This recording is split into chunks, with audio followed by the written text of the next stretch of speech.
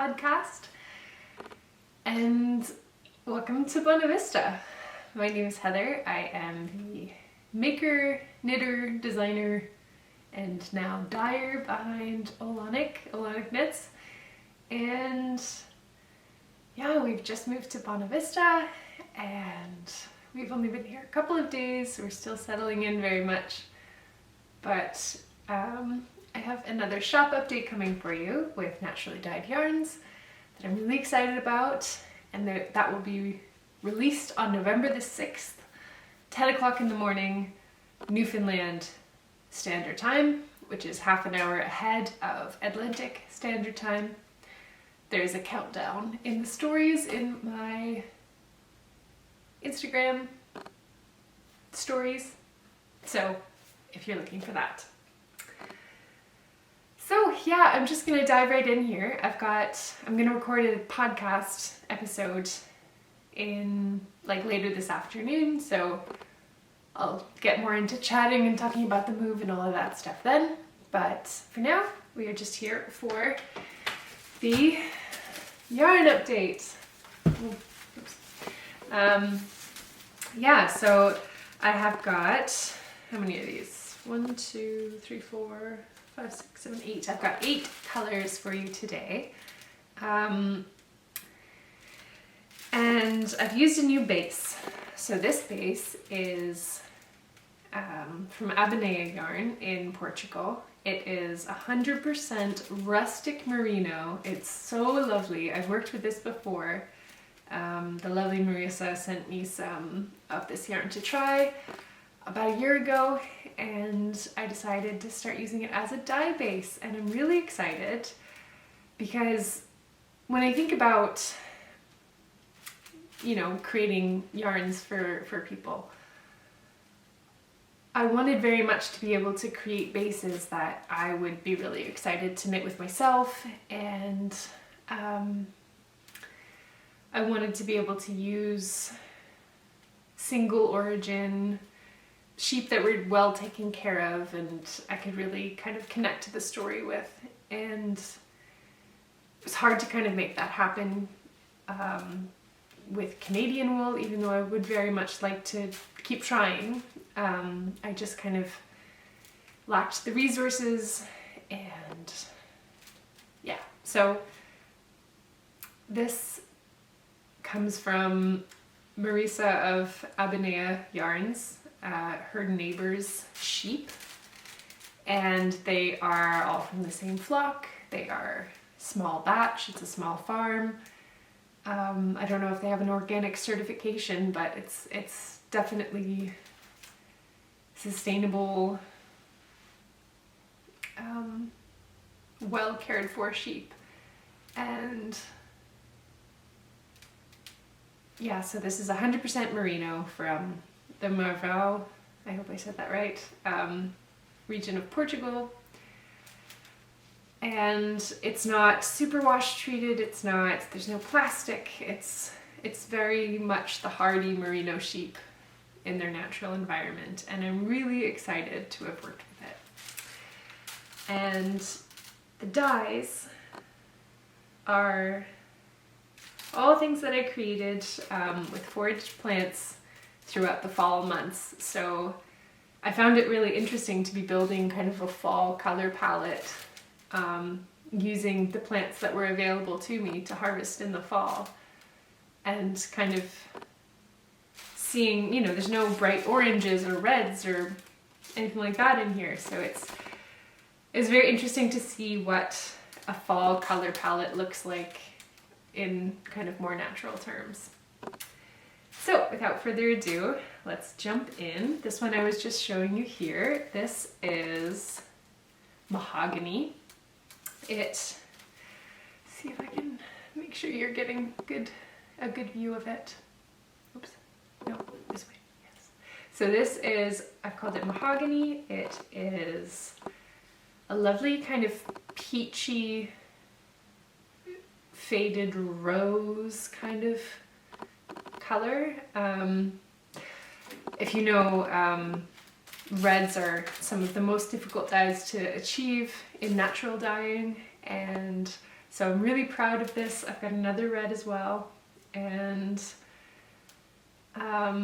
yeah, so this has got an orangey kind of undertone. It's a much warmer kind of reddish pink than the other one I have here. So I'll show you this. So this is mahogany, and I've got 4 of these.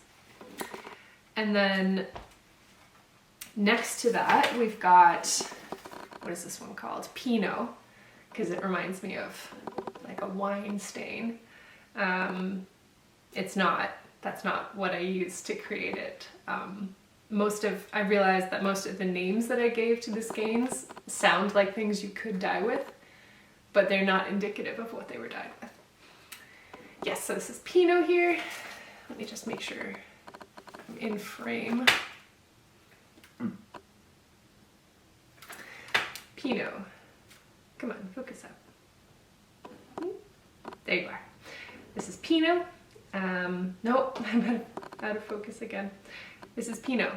It is a lovely, like deeper reddish purplish, and it's got a cooler undertone. So I'll show you next to, oh my god, it's hard to like maintain the focus sometimes when you can't see what you're doing. So I'll show you these two together. This is, this one here is the more orangey red, that is mahogany. And this here is the more purplish red, and that is Pinot. So I have 6 of Pinot and 4 of mahogany. Yes, I've got 6 of this. That's the biggest lot that I have.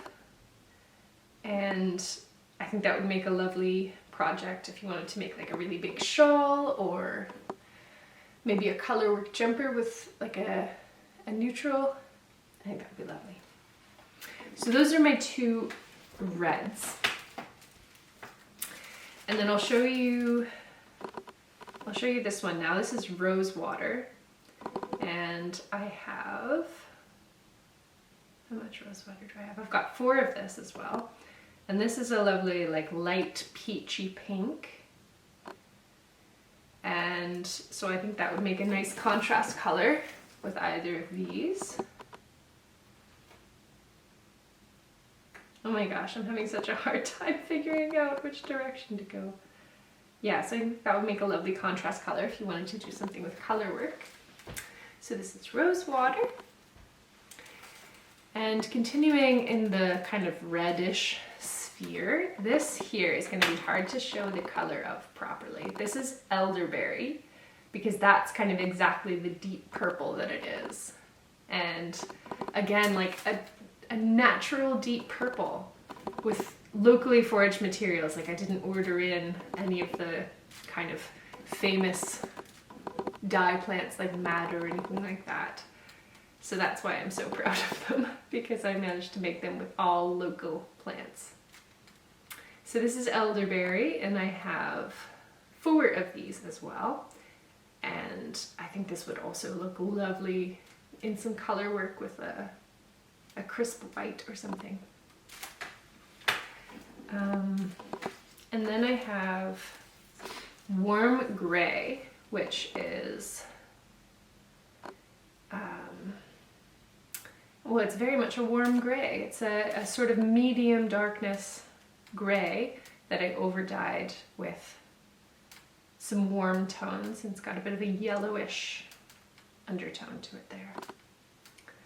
Okay, so I have 3 of these. That is warm gray. Next up, I have cinnamon, which is a returning colorway from my last update, even though I am definitely not a methodical person when it comes to recreating colorways, so it won't happen often, but I do have it again in cinnamon.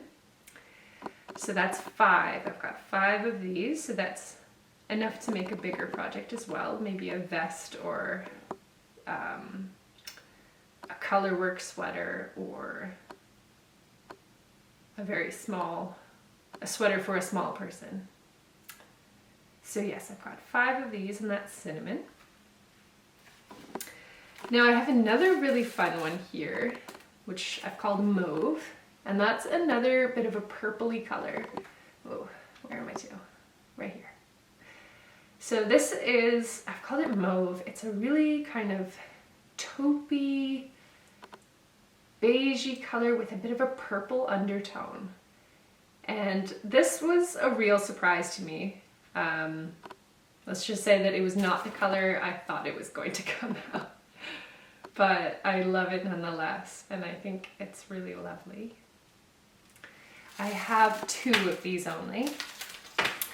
And now, for perhaps the most surprising color of all, I have avocado, and I just love this. I think it's so wonderful. It's very much the color of like a 70s avocado green kitchen, and I think that is so much fun. And I really, really love it with Pinot. I think they are really fun together. So I'd love to see someone make something with these. And I have 4 avocado. So that's it. That's my collection, and I'd love to kind of show them to you together. If I could get them all in my hand at once.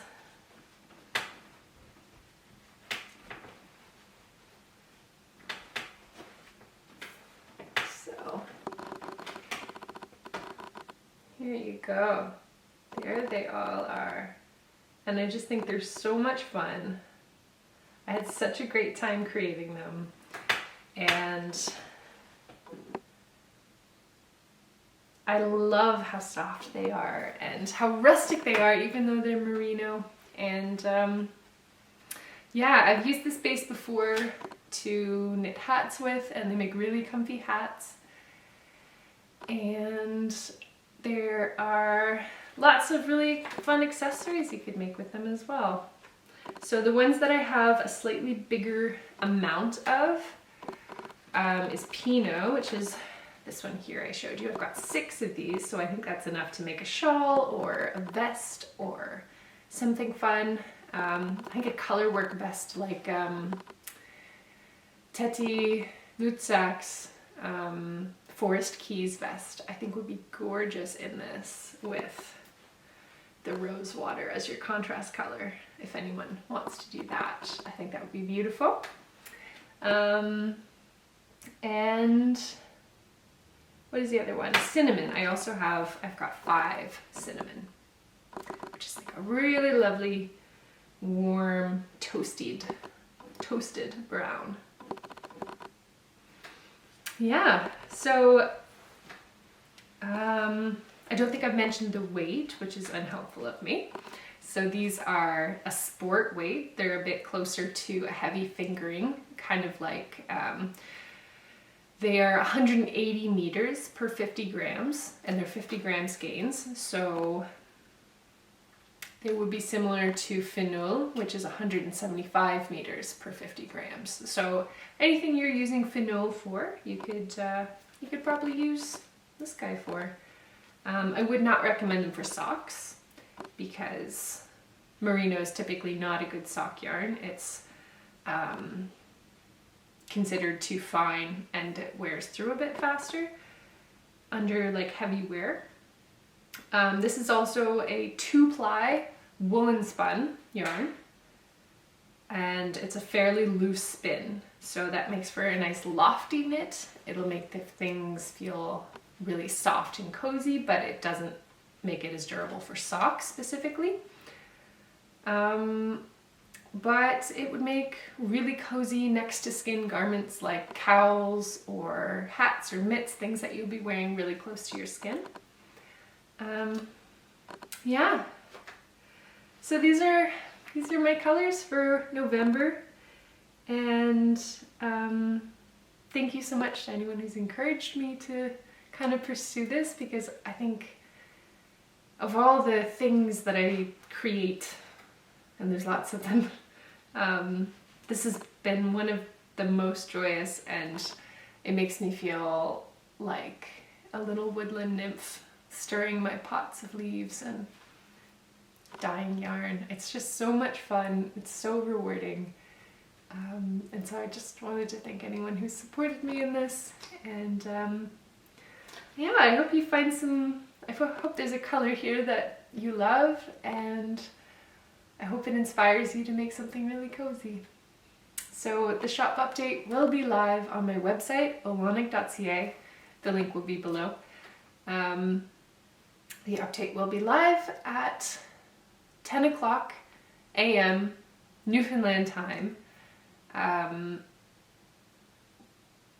which is I think GMT plus 3:30, but you might have to double check that. Just Google it, it'll be fine. Or use the countdown in my Instagram stories, 10 a.m. November 6th.